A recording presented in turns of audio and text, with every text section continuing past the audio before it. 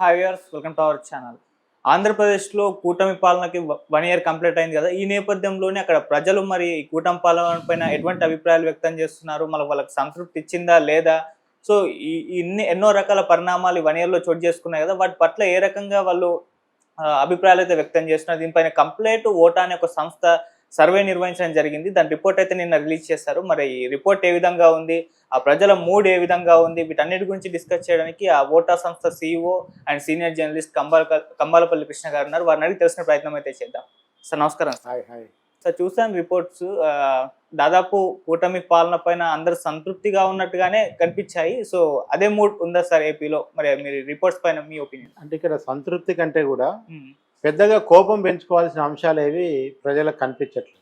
Okay, అంటే కుతికెళ్దాక కోపం వచ్చి అర్జెంటుగా వీళ్ళని దించేయాలరా అనేంత కోపము ప్రజల్లో కనపట్లేదు. దీనికి కారణాలు ఏంటంటే, ఒకటి పెద్ద పీరియడ్ ఏం కాలేదు. 1 ఇయర్ అనేది పెద్ద పీరియడ్ ఏం కాదు. ఎందుకంటే ఫస్ట్ 3 నెలలు మంత్రివర్గ విస్తరణలు, పొలిటికల్ కూటమిలు, వాళ్ళ అన్నీ తేల్చుకోవడమే సరిపోతుంది. తర్వాత మళ్ళీ అక్కడికి ఇక్కడ పెట్టుబడులకని ఆ దేశం ఈ దేశం పోయి పెట్టుబడులు తెచ్చే పనులు. మధ్యలోనే అమరావతి రీస్టార్ట్ అని ఒక ప్రోగ్రాం పెట్టుకున్నారు. దాంతో మోడీ రావడానికి రేపు ఎప్పుడో యోగా డే అని చేస్తారు, మళ్ళీ మోడీ వస్తా అంటారు ఆంధ్రప్రదేశ్కి. మొత్తం ఇట్లా అధికారిక కార్యక్రమాలు, ప్రభుత్వం యొక్క పథకాలకు సంబంధించిన దీని మీదనే ఎక్కువ కాన్సన్ట్రేషన్ చేశారు. రెండోది ఏంటంటే, ఈ గత 5 ఏళ్ల పరిపాలనలో ప్రజలు ఒక రకమైన విసిగి వేసారిపోయి ఉన్నారు. అది జగన్ ఎంత మంచి పరిపాలన చేసినా, ఎన్ని పైసలు ఇచ్చినా కానీ, ఇప్పుడు జగన్ ఇచ్చిన డబ్బులు భారతదేశంలో ఏ రాష్ట్రం ఇవ్వలేదు ఆ రకంగా చెప్పుకుంటే. అయినా కానీ జగన్ 151 నుంచి 11 పడిపోయాడు కదా. అంటే జగన్ సంక్షేమ పథకాల మీద డబ్బులు ఇచ్చినా సరే ఓటేస్తారన్న గ్యారంటీ లేదనేది మనకు క్లారిటీ వచ్చేసింది. మరి ఇప్పుడున్న ప్రభుత్వం మీద ఎందుకు ఇంకా కోపం రావట్లేదంటే, ఒకటి వాళ్ళు సూపర్ 6 అని ఒక 6 హామీలు ఇచ్చారు. ఈ 6 హామీల్లో ఇప్పటి వరకు వాళ్ళు కరెక్ట్గా గ్రౌండ్ చేసింది ఒకటే, అది 2000 పెన్షన్ని 4000 చేశారు. అట్లనే కొత్త పెన్షన్లు కూడా ఇవ్వలేదు. మళ్ళీ కొత్త పెన్షన్ అప్లికేషన్స్ అన్ని కూడా అట్లా పెండింగ్లో ఉన్నాయి. కేవలం 6 6లు కొడతామని చెప్పి 1 6 కొట్టారు. మరి మిగతా 5 6లు కొడతారా లేదంటే డక్అవుట్ అవుతారా అనే భయం ఒకవైపు ఉంటూనే, అర్జెంటుగా ఎందుకు ఈ ప్రభుత్వం మీద కోపం తెచ్చుకోవాలి, ఎందుకు ఈ ప్రభుత్వానికి వ్యతిరేకంగా మాట్లాడాలనే ఆలోచన కూడా మనకు కనపడుతుంది. సో ఆ రకంగా చూసుకున్నప్పుడు కూటమి ప్రభుత్వం అనేది ఎట్టి పరిస్థితుల్లో కూడా ఇప్పటికిప్పుడు ఈ కూటమి మాకేం చేయట్లేదు, అన్యాయం చేసింది, మాకు ఇన్ని రోజులు నమ్ముకొని చేస్తే ఇంకా చేసాం, ఇలాంటి డైలాగుల కంటే కూడా వేచి చూద్దాం, కొంచెం టైం ఇద్దాం, ఇంకొంచెం వాళ్ళకి ఏదో ఒకటి చేద్దానికి అయితే ఒక ప్రయత్నం స్టార్ట్ చేశారు కదా, బాగానే ఉంటుందిలే అనే ఒక పాజిటివ్ ధోరణి ఎక్కువ కనపడుతుంది. అందుకే మనకి అరౌండ్ 50% ఎలాంటి పాజిటివ్ రిపోర్ట్ తీసుకున్నా ఒక 50% వరకు కూటమికి పాజిటివ్గా మనకు కనపడుతుంది. సో ఇప్పటికిప్పుడు మళ్ళీ ఎలక్షన్స్ జరిగినా కూడా కూటమి గవర్నమెంట్కే వేసే పరిస్థితి కనిపిస్తుంది. అంటే ఈ కూటమిలో ఈ 3 పార్టీలు ఇలాగే ఉండాలి. అక్కడ ఒక కండిషన్ సప్లై ఒకటి ఉంది. ఇప్పుడు కూటమి అన్నప్పుడు ఈ 3 పార్టీలు ఇప్పుడు ఎట్లా, ఎందుకంటే మొన్న మీరు కమ్మ కాపు ఓట్లు కలవటం వల్ల, దానికి బీజేపీ కూడా తోడు కావటం వల్ల ఖచ్చితంగా కూటమి అనేది అధికారులకి 94% సీట్లతో వచ్చింది. కానీ ఇప్పుడు మళ్ళీ ఆ పరిస్థితి ఉంటుందా అనేది వాళ్ళు మనం కావాలని అడగాల్సి వచ్చింది. అడిగినప్పుడు ఏమైందంటే చాలా విచిత్రమైన ఆన్సర్లు. ఎందుకంటే బీజేపీ జనసేన కలిసి టీడీపీకి హ్యాండ్ ఇస్తాయని, జనసేన పోయి బీజేపీలో విలీనం అవుతుందని, ఇట్లా రకరకాల ఆన్సర్లు. నిజంగా జనం ఎంత విచిత్రంగా ఆంధ్రప్రదేశ్లో మాట్లాడుతారంటే, అవన్నీ మేము కామెంట్స్ రూపంలో కూడా రాసాము. అంటే మనకు నవ్వు వస్తుంది ప్రజలు అట్లా మాట్లాడుతుంటే. మనం ఒక రచ్చబండ మీద కూర్చొని ఎట్లా మాట్లాడుకుంటారు, ఆ జనం సింపుల్గా చెప్పేస్తారు, పవన్ కళ్యాణ్ బీజేపీతో కలిసి వెళ్ళిపోతాడు, ఇద్దరు కలిసి చంద్రబాబుకి హ్యాండ్ ఇస్తారు, లోకేష్ సీఎం కానీ, ఇట్లా రకరకాలుగా మాట్లాడుతున్నారు. సో అందుకనే ఆ రకంగా చూసుకున్నప్పుడు ఇప్పుడున్న పరిస్థితిలో మళ్ళీ కనుక కూటమి ఎలాంటి విభేదాలు లేకుండా కనుక ఇట్లనే పోటీ చేస్తే వచ్చే అవకాశం అయితే ఉంది అట్లా. ఓకే, సో అలాగే ఇప్పుడు సీఎం చంద్రబాబు నాయుడు గారు అయితే కంటిన్యూ ఉన్నారు కదా, వచ్చేసరికి ఎవరు అవుతారు అన్న దానిపైన ఏమన్నా చర్చ పెట్టారంటే లోకేష్ గారు కావాలంటే టీడీపీ క్యాడర్ లో లోకేష్ కావాలని ఉంది. ఓకే, జనసేన క్యాడర్ లో కాపు కులంలో పవన్ కళ్యాణ్ సీఎం కావాలని ఉంది. ఇక్కడ అసలు ఏదైనా ఆంధ్రప్రదేశ్ రాజకీయాలు ఎక్కడైనా గొడవ వస్తే ఇక్కడే వస్తుంది, ఈ పాయింట్ దగ్గరే వస్తుంది. ఎందుకంటే మనం మూడ్ ఆఫ్ ఏపీ అని కూడా ఎలక్షన్ ముందు చేసినప్పుడు పవన్ కళ్యాణ్కి లాస్ట్ 2 సంవత్సరాలు సీఎం ఇవ్వాలని అప్పట్లో జనం డిమాండ్ చేశారు. అంటే పవన్ కళ్యాణ్ ఆయన అలా డిప్యూటీ సీఎం ఉన్నాడు. ఇప్పుడు కూడా ఏం కోరుతున్నారంటే, పవన్ కళ్యాణ్ కష్టం ఉంది, ఇందులో కాపు కష్టం ఉంది, కాపు జనసేన లేకపోతే అసలు టీడీపీకి అధికారం లేదని మాట్లాడే వాళ్ళు ఒక బ్యాచ్ అయితే, ఇంకో బ్యాచ్ ఏమంటే అసలు జనసేనకి ఇన్ని సీట్లు ఎక్కడి, టీడీపీ కనుక త్యాగం చేసి ఇవ్వకపోతే అట్లా మాట్లాడుతున్నారు. సో ఏదైనా ఇది మ్యూచువల్ అండర్స్టాండింగ్ తో జరిగింది. ఇలాంటి సమయంలో లోకేష్ సీఎం చేయాలనే ప్రయత్నం జరిగినా, పవన్ కళ్యాణ్ సీఎం చేయాలంటే మాత్రం అది పూర్తి స్థాయిలో చంద్రబాబు అంగీకారంతో ఆయన పార్టీని అంతా సన్నద్ధ పరిస్థితి తప్ప జరిగే పని కాదు. ఓకే. పైగా బీజేపీ జోక్యం చేసుకోవాలి. సో అందుకనే ఈ లాస్ట్ 2 సంవత్సరాలు లోకేష్ ఉండాలా, పవన్ కళ్యాణ్ ఉండాలే బదులు హాయిగా చంద్రబాబు ఉంటేనే బెటర్ కదా అని పవన్ కళ్యాణ్ కూడా అదే చెప్తున్నాడు, మాకు చంద్రబాబు గారే సీఎం ఉండాలని చెప్తున్నాడు. సో పంచాయతీ రాకుండా ఇద్దరు కూడా జాగ్రత్త పడుతున్నారు. 2 పార్టీల క్యాడర్లకు మాత్రం తమ తమ నాయకులు సీఎం కావాలని ఉన్నది. ఓకే. కాకపోతే ఇప్పుడు జనం ఏం కోరుకుంటున్నారు? లోకేష్ గారు కావాలనుకుంటున్నారా, పవన్ కళ్యాణ్ గారా, లేకుంటే చంద్రబాబు కామన్ మ్యాన్ లో సీఎం ఎవరనే దాని మీద పెద్ద చర్చ లేదండి. ఇది ఓన్లీ క్యాడర్లోనే ఉంటది మనకి. ఓకే. పార్టీ క్యాడర్లా ఇప్పుడు టీడీపీ వాళ్ళు ఏం కోరుకుంటారు, ఆల్రెడీ ఆయనకు మన వర్కింగ్ ప్రెసిడెంట్ ఇవ్వాలని డిమాండ్ చేశారు మహానాడులో కూర్చొని. అవును. ఇప్పుడు ఆయనకు అర్జెంటుగా కేటీఆర్ లాగా కేసీఆర్ చేసిన తప్పు చేయకుండా, సోనియా గాంధీ రాహుల్ గాంధీని చేయకుండా ఏదైతే తప్పులు చేశారో ఈ చంద్రబాబు కూడా తప్పులు చేయకుండా అర్జెంటుగా లాస్ట్ 2 years అయినా లోకేష్ సీఎం చేస్తే నెక్స్ట్ టైంకి చంద్రబాబు ఆరోగ్యం ఎలా ఉంటుందో, మళ్ళీ అధికారం వస్తుందో రాదో, ఎలా బీజేపీ ఏం ఎలా అని కొట్లాట పెడుతుందో తెలియదన్న భయంతో టీడీపీ క్యాడర్ అంటే ఒకసారి లోకేష్ సీఎం చేస్తే ఆయనకు కూడా పరిపాలన, ఇప్పుడు మామూలు మంత్రిగా ఉండటం వేరు, ముఖ్యమంత్రిగా ఉండి పరిపాలన రాష్ట్రాన్ని చూడటం వేరు. చాలా విజన్లోనే తేడా వస్తుంది కనుక అలాంటి అవకాశం లోకేష్కి ఇవ్వాలని కోరుకుంటున్నారు. సో అందుకనే జనం కంటే కూడా క్యాడర్లో మాత్రం ఆ కోరిక అనేది చాలా బలంగా కనపడుతుంది. అండ్ స్థానిక ఎమ్మెల్యేలు వీళ్ళ పట్ల ప్రజలు ఎటువంటి అభిప్రాయాలు ఉన్నాయి? అందుకే మనం తెలంగాణలో చూస్తాం, అప్పుడు కేసీఆర్ గారు ఓడిపోవడంలో స్థానిక నాయకులే ఫెయిల్ అవ్వడం అని చెప్పారు. మరి ఇప్పుడు ఇక్కడ ఇప్పుడు మనకి కూటమికి ఆంధ్రప్రదేశ్ కు సంబంధించిన ఎమ్మెల్యేల విషయంలో ఒక్క అసంతృప్తి ఏంటంటే కొంతమంది ఎమ్మెల్యేలే, అందరూ కాదు, 10 to 15% ఎమ్మెల్యేలు ప్రజల యొక్క సమస్యల్ని పట్టించుకోకుండా తిరుగుతున్నారు అనేది అది మనకు బాగా వినిపించిన అంశం. ఏంటంటే ఇప్పుడు జనానికి ఏముంటుందండి, నిన్న రాత్రి మీరు మటన్ బిర్యానీ పెట్టినా పొద్దున పోయినాక ఛాయ్ పోయకపోతే ఛాయ్ పోయలేదని చెప్తారు తప్ప రాత్రి బిర్యానీ పెట్టినట్టు చెప్పరు ఎవరు. వానికి ఇవాళ మార్నింగ్ జరిగిన అన్యాయం కనబడుతుంది. పోతే ఎమ్మెల్యే గారు ఇంట్లోకి కూడా రమ్మనలేదు, ఛాయ్ పోయలేదు, నీళ్ళు వేయలేదని చెప్తారు. రాత్రి ఎమ్మెల్యేతో కూర్చొని భోజనం చేసింది కూడా చెప్పరు మీకు. సో హ్యూమన్స్ టెండెన్సీ అట్లా ఉంటుంది, ఏ రోజుకి ఆ రోజే ఇవాళ ఏం చేసినావు అనేదే ఇంపార్టెంట్. సో అందుకనే ఎమ్మెల్యేలు ఏంటంటే కొంతమందికి పొద్దున 10 వరకు బయటకు వచ్చే అలవాటు లేదు, కొంతమంది 7 గంటల నుంచి జనం ఇంటి ముందర వెయిట్ చేస్తుంటే కనీసం బయటకు వచ్చి కనబడే అలవాటు లేదు. వాళ్ళ ఇంట్లో పూజలు చేసుకుంటారో, వేరే పనులు చేసుకుంటారో, విఐపీలతో మాట్లాడతారో, ఏదో అట్లా సామాన్య జనానికి టైం అయిపోవటం వల్ల కొంచెం ఒక అసంతృప్తి అయితే ఉన్నది. అది పూర్తి స్థాయిలో అంటే అబ్బా మొత్తం ఈ ఎమ్మెల్యేని అనవసరంగా గెలిపించడం అనే పరిస్థితికి ఇంకా రాకపోయినప్పటికీ ఎంతో కొంత నసు కూడా అంటాం కదా, కొంచెం మర్మరింగ్ అయితే ఉంది అది ఆ విషయం. ఇంకోటి నేను కూటమి గవర్నమెంట్ నెగిటివ్ గా చూస్తాను, ఇది అన్ని కులాలని సమానంగా చూస్తుందా అన్నప్పుడు లేదు అనే ఆప్షన్స్ ఎక్కువగా వచ్చేస్తాయి. 61% చూడట్లేదు అనేది మనకు దాంట్లో వచ్చింది, 39% మాత్రమే చూస్తున్నారని వచ్చింది. అవును. అంటే ఇది అన్ని కులాల విషయంలో మీకు ఇక్కడ ఒకసారి వైసీపీ పరిపాలనను ఒకసారి మనం గుర్తు తెచ్చుకోవాలి. లాస్ట్ టైం వీళ్ళిద్దరి మధ్యలో ఓట్ల శాతంలో పెద్ద తేడా లేదు మొన్న జరిగిన 2024 ఎన్నికల్లో, కానీ సీట్ల శాతంలో చాలా తేడా వచ్చింది. ఇక్కడ 11 సీట్లు వచ్చి అక్కడ 165 వచ్చింది. సో ఎప్పుడైతే మీకు వాళ్ళిద్దరి మధ్య ఓట్ల శాతం తేలినప్పుడు ఈ ఫలాన్ వాడు ఎవరెవరు వైసీపీ ఓటేసినప్పుడు గ్రామంలో గమనించడం, ఐడెంటిఫై చేయడం చాలా ఈజీ.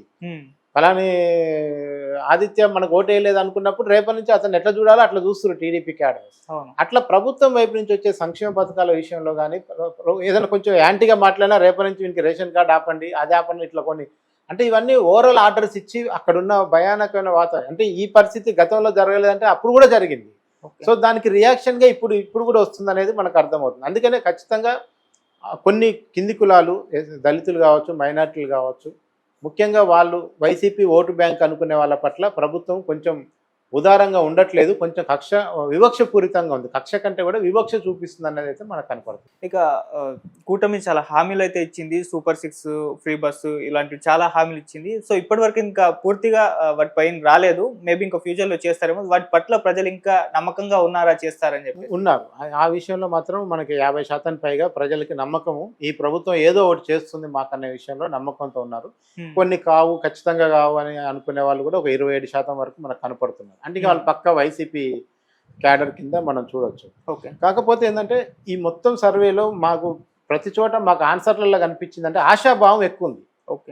ఎందుకంటే గ్రౌండ్లో జరిగింది ఏం లేదు, అది మనకు కూడా తెలుస్తుంది కదా. 6 హామీల్లో 1 హామీనే పట్టించుకున్నారు.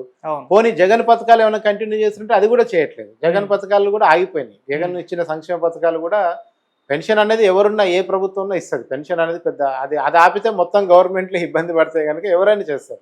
ఇక మిగతా ఈ ఎన్నికల్లో అధికారంలోకి రావడానికి చేసిన హామీలు అనేది ఏం మొదలు కాకపోయినా జగన్ ఇంటింటికి కొన్ని పథకాల ద్వారా మహిళలకు డబ్బులు ఇవ్వటము, వాలంటరీ వ్యవస్థ ద్వారా రేషన్ షాప్ ఇంటికి తెచ్చేయటం, ఇట్లా రకరకాల సేవలు జగన్ టైంలో జరిగినాయి కదా, అవన్నీ కూడా ఇప్పుడు ఆగినాయి. అయినప్పటికీ కూడా జనము అవి కూడా ఉంటే బాగుండు, వీళ్ళు కూడా ఏదో ఒకటి చేస్తే బాగుండు అనే అందుకని ఆశావాద దృక్పథం అయితే ఉంది. ఇంకా నిరాశలోకి అయితే ఏపీ ప్రజలు ఇంకా పోలేదు.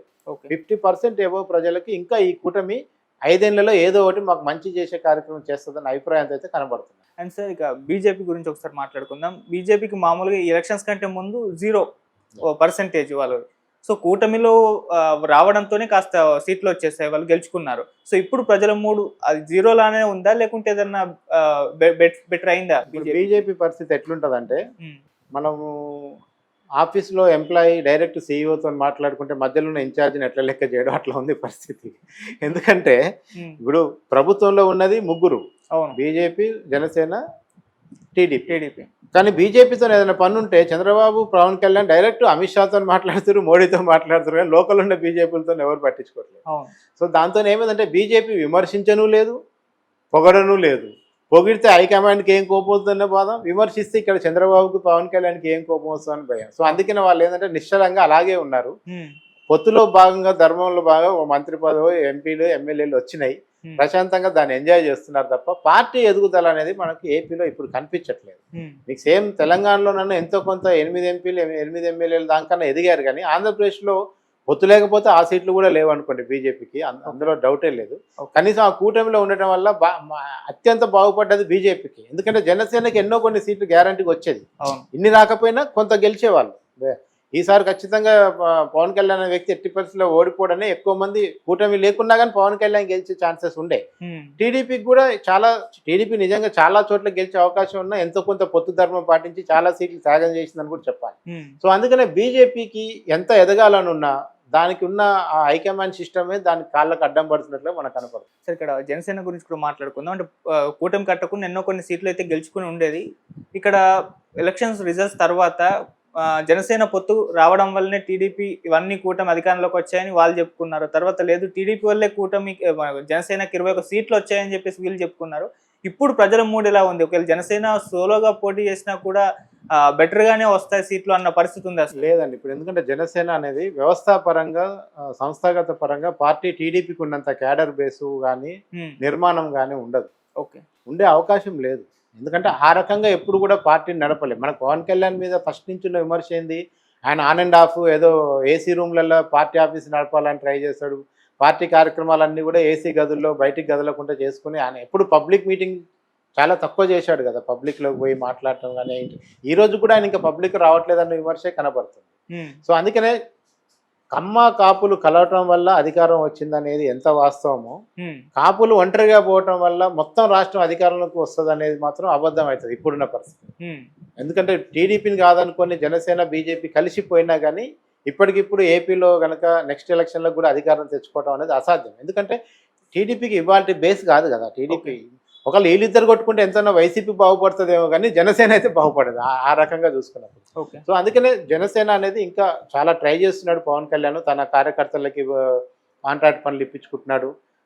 పార్టీ ఎక్కడెక్కడైతే వీక్ ఉందో అక్కడ సంస్థాగతంగా బలోపేతం చేసే పనులు పవన్ కళ్యాణ్ సైలెంట్గా ఆ పనిలో ఉన్నాడు. ఆయన పార్టీని, ఎందుకంటే పార్టీ పెరగకుండా మీరు ఎన్నికలప్పుడే ఉరికొచ్చి మిమ్మల్ని నన్ను నిలబెడితే ఎమ్మెల్యేలు చేయడం అనేది జరగదు. టీడీపీకి ఎంత పెద్ద నెట్వర్క్ ఉంటేనే లాస్ట్ టైం ఓడిపోయింది. అన్ని బీసీ పథకాలు ఇచ్చి, అన్ని పసుపు కుంకుమలు ఇచ్చినా కూడా ఓడిపోయిన టీడీపీ. అట్లాంటిది ఇవాళ జనసేన ఏదో టీడీపీ పొత్తు వల్ల ఒక 20 సీట్లు గెలిచినంత మాత్రం రేపు రాష్ట్రం అంతా వచ్చేస్తాం అనేది కూడా, అట్లానే అవతల ఉన్న బీజేపీ అయినా గొప్పగా ఉందంటే అది కూడా ఏం గొప్పగా లేదు కదా రాష్ట్రంలో. సో వీళ్ళిద్దరు కలవటం వల్ల ఎంతో కొంత జగన్కి లాభం జరుగుతుంది తప్ప వీళ్ళిద్దరికి జరిగే లాభం అయితే ఏం లేదు. అంటే ఇప్పుడు సపరేట్ గా పోటీ చేస్తే వైసీపీ అధికారంలోకి రావచ్చు అంటారు. రావచ్చు అంటే ఎంత మేరకు టీడీపీకి డ్యామేజ్ జరుగుతుందనే దాన్ని బట్టి ఉంటుంది. ఎందుకంటే మీ కూటమి విడిపోయిన తర్వాత అది ఎవరికి ప్లస్ అవుతుంది? ఇప్పుడు మొన్న కూటమి లేకున్నా టీడీపీ తనకు కావాల్సిన మెజారిటీ, అధికారానికి రావాల్సిన సీట్లతో అయితే గెలిచే అవకాశం ఉండేది. మరి ఇన్ని సీట్లు రాకపోయినా, 130 చిల్లర రాకపోయినా అధికారానికి సరిపడే సీట్లు అయితే టీడీపీకి వచ్చేది. కానీ ఈ రోజు ఆ పరిస్థితి లేదు. అందుకనే వాళ్ళందరూ ముగ్గురు కలిసి ఉంటేనే నెక్స్ట్ అధికారం అనేది ఇంత సునాయాసంగా ఉంటుంది. లేదు వీళ్ళు ఏదన్నా గొడవలు పెట్టుకొని సీఎం పోస్ట్ కానో, లేదంటే బీజేపీ మొత్తం మనమే ఉండాలి కదా, పవన్ కళ్యాణ్ని డైరెక్ట్గా పార్టీని విలీనం చేసుకొని బీజేపీ రాష్ట్ర అధ్యక్షుడు చేసి నువ్వే ఎన్నికలు నడుపు, నువ్వే సీఎంగా అన్నదనుకోండి, అది ఊహాజనితమే కావచ్చు ఇప్పటికైతే. రేపు భవిష్యత్తులో జరిగితే కనుక అప్పుడు వైసీపీకి ఎంత మేరకు లాభం జరుగుతుంది అనేది కూడా మనం ఆ టైం బట్టి మాట్లాడుకోవచ్చు. ఓకే. ఇక వైసీపీ గురించి ఒకసారి మాట్లాడుకుందాం సార్. వైసీపీకి 151 నుంచి 11 స్థానాలకు పడిపోయిందంటే ఎంత వ్యతిరేకత వచ్చిందో మనకు తెలిసిందే. సో ఇప్పుడు ఈ అధికారం కోల్పోయిన 1 year లో కూడా ఆ వ్యతిరేకత అంతే ఉందా? లేకుంటే మన ప్రజల్లో మారిందంటారా? అంటే ప్రజలు ఎందుకు ఈ రోజు కూడా వైసీపీని గుర్తు చేసుకుంటున్నారంటే సంక్షేమ పథకాలు అనేది గతంలో అలవాటు చేసిన సంక్షేమ పథకాలు రాకపోయేసరికి అరే జగన్ ఉంటే ఇవన్నీ వచ్చాయి కదా అనే ఒక ఆలోచన అనేది వచ్చింది. ఓకే. సో జగన్ లేకపోవడం వల్ల వాళ్ళకి ఫస్ట్ తెలుస్తుంది ఏంటంటే ప్రతి ఇంటికి కనీసం 2 నుంచి 3 స్కీమ్స్ ద్వారా డబ్బు వచ్చింది లాస్ట్ 5 ఏళ్ళలో. ఇప్పుడు ఆ డబ్బు ఏది రావట్లేదు, పెన్షన్ తప్ప మిగతా డబ్బులు ఏవి రావట్లేదు. రేషన్ షాపుల దగ్గర మనిషి ఇంట్లో ఉన్నా లేకపోయినా వాళ్ళ సొంత వెహికల్ తెచ్చి ఇంటి దగ్గర రేషన్ పడేసి వెళ్ళేవారు. ఈవెన్ పెన్షన్లు పొద్దున్నే 5ంటికి వచ్చి 31వ తారీఖు రాత్రి కానీ 1 ఉదయం కానీ వచ్చి ఇంటికి వచ్చి బెల్లు కొట్టి పెన్షన్ ఇచ్చేవాళ్ళు. ఇవన్నీ ఇప్పుడు జరగట్లేదు. సో ఆ వాలంటరీ వ్యవస్థ లేకపోవడం అందుకనే జగన్ను ముఖ్యంగా వైసీపీ కూటమి క్యాడర్ ఏం చెప్తారంటే అసలు మా వాడు ఎలా ఓడిపోయిందో మాకు అర్థం కావట్లేదండి, దీని వెనకాల కుట్ర ఉంది. ఎందుకంటే ఇన్ని డబ్బులు ఇచ్చిన వాడు ప్రపంచంలో భారతదేశంలో ఎక్కడ ఎలా ఏ సీఎం లేడు, దీని వెనకాల కుట్ర సాగింది. మేము కనీసం పోనీ వ్యతిరేకత ఉన్నా కానీ ఒక 40-50 సీట్లన్నా రావండి జగన్కి అని ఈరోజు వాళ్ళు చాలా మాట్లాడుతారు. ఓకే. సో అందుకనే జగన్ని జనం గుర్తు చేసుకుంటున్నారు. వైసీపీ వాళ్ళంటే ఎట్లాగో న్యాచురల్గా గుర్తు చేసుకుంటారు. జనరల్ కామన్ న్యూట్రల్ పర్సన్స్ కూడా అరే కొన్ని స్కీమ్స్ అవి డబ్బులు వచ్చినాయి, ఇప్పుడు డబ్బులకు అలవాటు పడ్డ ప్రాణం ఎట్లా ఉంటుంది, దాన్ని బట్టి మనం ఇంట్లో ఖర్చులు చేసుకుంటాం కదా. ప్రతి నెల మనకు ఒక 5,000 గవర్నమెంట్ ఇస్తుందంటే 5,000కి తగ్గ ఏదో ఖర్చు పెట్టుకుంటాం. ఈ 1 year నుంచి 5,000 లేవు, రావాల్సినవి లేవు, కొత్తగా వచ్చినవి లేవు. సో అందుకని కొంచెం జనంలో అయితే జగన్ పట్ల అరే ఉంటే ఆయన ఉంటే కొంచెం స్కీమ్స్ వచ్చేది కదా అనే ఫీలింగ్ అయితే ఉంది. సార్ దీన్ని ఆయన ఎందుకు క్యాష్ చేసుకునే ప్రయత్నం చేయట్లేదు? అంటే ఇప్పుడు బయటకు రావట్లేదు, మొత్తం ప్యాలెస్ లోనే ఉంటున్నారు, అడపదడప ఏదో ఇష్యూలు అయితే తప్పితే రావట్లేదు అని ఒక అభిప్రాయం కూడా ఉంది. సో దాని పట్ల జనాలు ఏమన్నా ఫీల్ అవుతున్నారా? జనంలోకి రావట్లేదు జగన్మోహన్ రెడ్డి. జగన్ జనంలోకి రావాలి, దట్టు అసెంబ్లీకి రావాలని కూడా కోరుకుంటున్నారు. ఏ పార్టీలకు అతీతంగా కూడా ఆయన అసెంబ్లీకి శాసనపక్ష నాయకుడు ఇస్తేనే వస్తాను లేకపోతే రాను అంటే దీనికి వైసీపీ వాళ్ళు ఏం చెప్తుంటే ఆ చంద్రబాబు వచ్చిండా లాస్ట్ 1 year 2 years రాలేదు కదా, మా వాడు కూడా రాడు ఏమవుతుంది రాని వాళ్ళు మాట్లాడుతున్నారు. కానీ జనం ఏం కోరుకుంటే సరే ఇప్పుడు నీకు హోదా ఇచ్చినా ఇవ్వకపోయినా నువ్వు ఎమ్మెల్యేవి, రాష్ట్రంలో అధికారంలో ఉన్న పార్టీ టీడీపీ కూటమి అయితే ప్రతిపక్షంలో ఉన్నది నువ్వే కదా, వేరే పార్టీకి ప్రతిపక్ష హోదా ఏం లేదు. నువ్వు ఈ టైంలో మా సమస్యలు మాట్లాడకుండా నువ్వు రేపు మళ్ళీ మాకేం న్యాయం చేస్తావు అనే చర్చ కూడా వస్తుంది. సో అందుకనే ఎట్టి పరిస్థితుల్లో కూడా జగన్ అసెంబ్లీకి రావాలి, జనంలోకి రావాలి, ఈ 2 డిమాండ్ కనపడుతున్నాయి. ఓకే. సో ఒకవేళ రాకపోతే ఇప్పుడు రానని చెప్పేసారు, అది డ్యామేజ్ ఏ స్థాయిలో ఉంటుందంటారు సార్? అంటే ఆయన ఇట్లనే ఈ సంవత్సరం మెయింటైన్ చేసినట్టే రానున్న రోజుల్లో మెయింటైన్ చేస్తే అది నిజంగా డ్యామేజ్కి దారితీస్తుంది. కాకపోతే ఆయన కూడా మారొచ్చు అనే అవకాశం కనపడుతుంది. ఎందుకంటే కరెక్ట్గా తీరా ఎలక్షన్ టైంకి వచ్చినప్పుడు ఆయన ఇంట్లో కూర్చుంటే కుదరదు కదా. సో ఇంకొక 1 year వీళ్ళకి 1 year టైం ఇచ్చి చూసింది అనుకుంది, ఇంకొక 6 నెలల్లో 1 year చూసి ఈ 2 సంవత్సరాలు ఈ ప్రభుత్వం ఏదైనా తప్పులు చేస్తే వాటి మీద మాట్లాడటానికైనా ఆయన అసెంబ్లీకి రావాల్సి వస్తుంది. ఓకే. సో ఖచ్చితంగా ఆయన జనంలోకి రావాల్సిందే, అసెంబ్లీకి రావాల్సిందే. వచ్చినప్పుడు మాత్రమే జనానికి మళ్ళీ జగన్ ఉన్న విషయం గుర్తు చేయాలంటే కూడా ఆయన కూడా కనపడాలి కదా, మళ్ళీ ఆయన ప్యాలెస్ లో ఉంటే ఏది సాధ్యం కాదు. సార్ ఇక ఫైనల్ గా వచ్చే ఎలక్షన్స్ నాటికి ఈ రిపోర్ట్స్ ఏ రకంగా మారబోతున్నాయి, ఏ విధంగా పరిస్థితులు ఉంటాయి సార్? అంటే ఒకటి ఇది ఊహాజనితమైన ప్రశ్న అయినా కానీ మనం కొంచెం కాంక్రీట్ గా మాట్లాడుకుంటే ఒకటి ఏముంటదంటే రాజధాని నిర్మాణం జరుగుతుందా లేదా, దాన్ని ఎంతవరకు తీసుకురాగలుగుతారు అనే దాన్ని బట్టి వచ్చే రాజకీయం ఆయుధం. 2 ఉద్యోగాల కల్పన ఎంతవరకు జరుగుతుంది. 20 లక్షల ప్రైవేట్ ఉద్యోగాలు ఏదో మీరు ఇస్తా అన్నారు, అందులో ఎన్ని లక్షల ఉద్యోగాలు ఇవ్వగలిగారని, ఎన్ని పరిశ్రమలు తీసుకొచ్చారో, ఎంత మేరకు ఉపాధి వచ్చింది అనేది ఒకటి మన క్లియర్ కట్ కనపడుతుంది. ఇంకోటి పోలవరం అనేది ఒక లాంగ్ పెండింగ్ విషయం, దాని సంగతిలో చంద్రబాబు ఉన్నప్పుడే పనులు జరగలేదనే విమర్శ ఉంది. మరి ఇప్పుడు మీరు కేంద్రంతో బాగున్నారు, కేంద్రం మీ బలంతోనే కేంద్రం నడుస్తుందని అంటున్నారు. ఈ టైంలో అయినా మీరు మోడీ మీద ఒత్తిడి పెట్టి రాష్ట్రానికి రావాల్సిన నిధులు తెచ్చి పోలవరం పూర్తి చేయడంతో పాటు రాజధాని కోసం మీరు రాజధాని వెనకాల ఉన్న విమర్శలన్నీ పక్కన పెట్టండి. రేపు అది రాజధాని బయటకు వస్తాయి, అండర్ గ్రౌండ్ కేబుల్స్ అంటున్నారు, అండర్ గ్రౌండ్ డ్రైనేజ్ అంటున్నారు, కరెంట్ అంటున్నారు, మొత్తం అసలు మీకు ఒక ఫారిన్ లుక్ తీసుకొచ్చి ఒక రాజధాని తీసుకొస్తామని చెప్తున్నారు. ఇవన్నీ కూడా మీరు అమలు చేస్తారా లేదా? మీరు చెప్పిన సూపర్ 6 హామీలు ఏ మేరకు అమలైనాయి? రైతులకు సహాయం విషయంలో చెప్పాల్సిందే, తల్లికి వందనం విషయం ఏందో చెప్పాల్సిందే, పిల్లలకు స్కాలర్షిప్లు ఇచ్చే విషయం చెప్పాల్సిందే.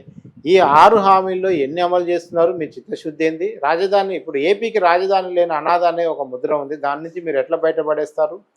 రాజకీయంగా మీరు కొట్టుకోకుండా ప్రజల సంక్షేమానికి ఎంత టైం ఇస్తారు, ఏం చేస్తారు? ఇవన్నీ బేస్ చేసుకొని మాత్రమే భవిష్యత్తులో ఏపీ ఇది మళ్ళీ రాజకీయమైన అభివృద్ధి అయినా వీటన్నిటి మీద కూటమి యొక్క ఫోకస్ ఎటువైపు ఉంది.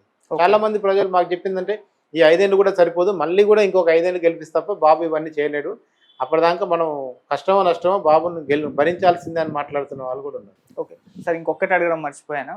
సో మామూలుగా ఇప్పుడు అరెస్ట్‌ల పర్వం ఒకటి ఏపీలో జరుగుతోంది. మరి ఈ అరెస్ట్‌ల గురించి ప్రజలేమనుకుంటున్నారు? రేపటి రోజు జగన్మోహన్ రెడ్డి గారు అరెస్ట్ అవుతారని చెప్పేసి అటు మీడియాలో చాలా మంది అభిప్రాయాలు వ్యక్తం చేస్తున్నారు. మరి ప్రజల మూడ్ ఈ అరెస్ట్‌ల పట్ల ఏ విధంగా ఉంది సార్? అరెస్ట్ విషయంలో కామన్ మ్యాన్ కంటే కూడా కార్యకర్తలు బాగా మాట్లాడుకుంటున్నారు. కార్యకర్తలు ఏమంటున్నారంటే ఫస్ట్ ఆఫ్ ఆల్ టీడీపీ కార్యకర్తలు ఇప్పటికే చాలా లేట్ అయింది జగన్ అరెస్ట్ చేయడం. మా బాబు గారు ఇంకెందుకో జాలి చూపిస్తున్నాడు, అవసరమా ఇంకా ఆయన మీద జాలి చూపించడం, తీసుకుపోయి లోపటేయాలి కదా అని మనకు దాదాపు 14% మంది ఇప్పటికే ఆలస్యమైంది అరెస్ట్ చేయటం అని మాట్లాడారు. ఓకే.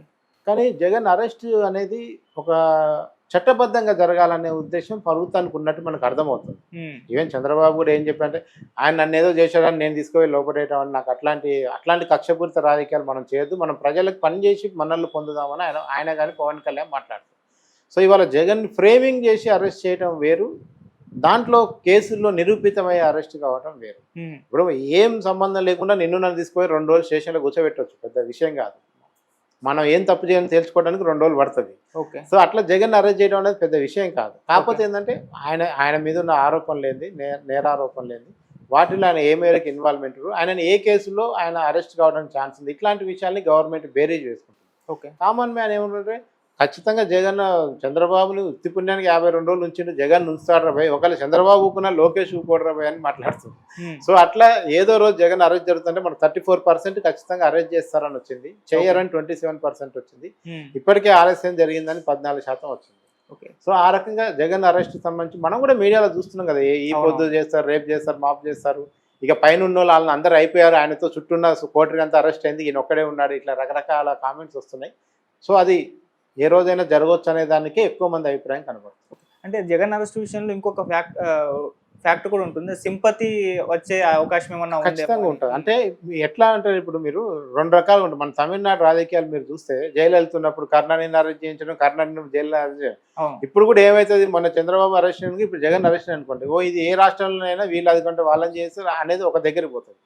రెండోది జగన్ అరెస్టుని ఎలాంటి ఆధారాలు లేకుండా కనుక మీరు అరెస్ట్ చూపిస్తే సానుభూతి అయ్యే అవకాశం అయితే కంపల్సరీ ఉంటుంది. ఎందుకంటే గతంలో జగన్ అరెస్ట్ అయ్యే ఉన్నాడు, జైలు పోయి వచ్చాడు, జైలు పోయి వచ్చిన తర్వాతనే సీఎం అయ్యాడు, ఇదంతా కూడా ఉంది.